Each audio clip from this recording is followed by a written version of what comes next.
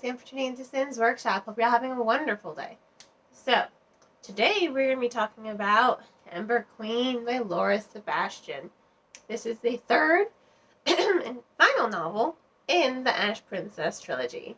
If you remember my review of Lady Smoke, you know that I am in love with the development of the characters in this book.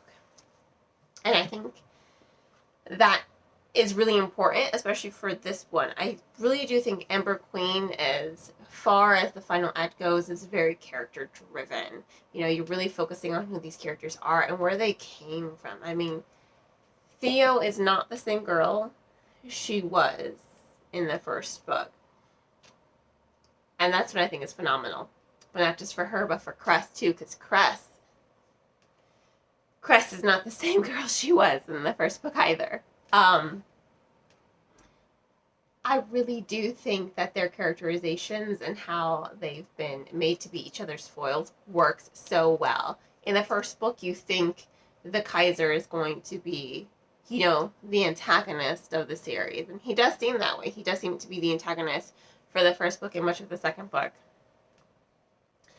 But to see Cress really step into that role of villainess is just spectacular, because she is a better villain than the Kaiser was. He was all brute strength, not much intellect.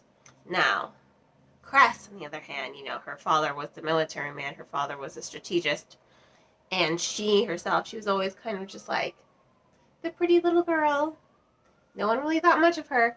Now you're seeing she doesn't have her beauty much to hide behind anymore. So what does she have left? Her intellect, her cleverness. She is strategic in her attacks. She is manipulative. She's cunning. She is not the same girl she was in that first book. And you're seeing here that much of her development here comes from men thinking women are weak. She's just like, oh, I was always meant to be the princess or the queen, but not really have any power. I'm taking that power. I'm giving power to women who didn't have any. She makes a lot of good points. She almost makes an empathetic villain, but she's the perfect foil for Theo, because Theo's whole kingdom revolved around the queen. There was no king. No queen ever took a husband. So her kingdom always highlighted the strength of women, and how they are powerful. So they're both going in the same direction, but they're both taking very drastic routes to it. And you really see that in the characterization. Theo is hardened, but she hasn't lost her compassion.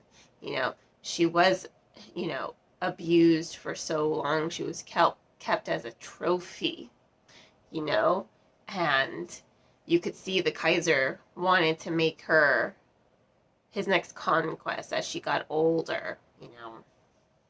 But she didn't like anything really, truly destroy her internally. That's why I think the story really is character driven, because you're seeing these two women go in very drastic direction, you know, very different and drastic directions, but to the same point. You know, they're just taking different routes. These are two girls who used to call each other heart sisters, you know, and now they are enemies. And that's what I really do think is crucial for the story, because I said this in my Lady Smoke. Theo reminds me of Sansa Stark and Sophie Turner's interpretation of it, rather than the book version of Sansa Stark. You know, that whole scene where she's about to execute Peter Baelish, that's Theo right there. She's just like, I've taken time to study, you know, watch, learn. Theo has spent this journey learning and growing and adapting without letting her soul be hardened and corrupted. Whereas Cress is just cruel and manipulative and cunning and strategic.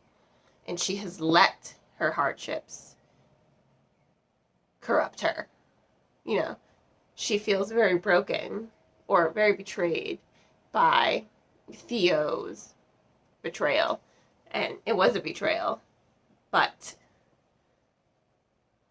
it's war, you know, in this book.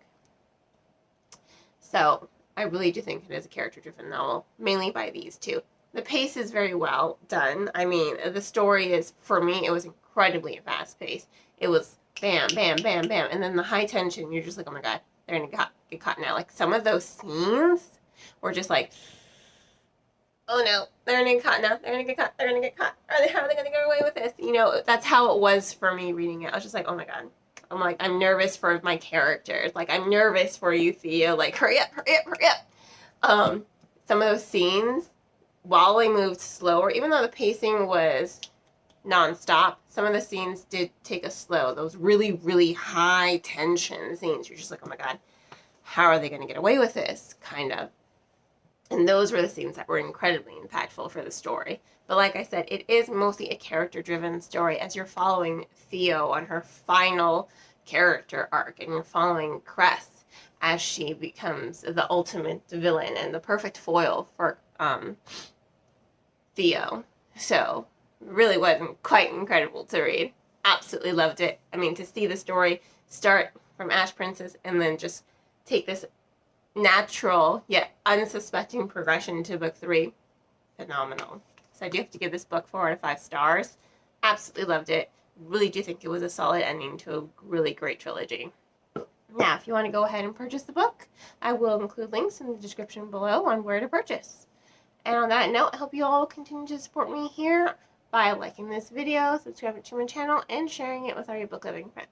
You can also become a supporter on Buy Me Coffee, Ko-fi, Patreon, making a donation to my PayPal, or by purchasing one of my handmade candles.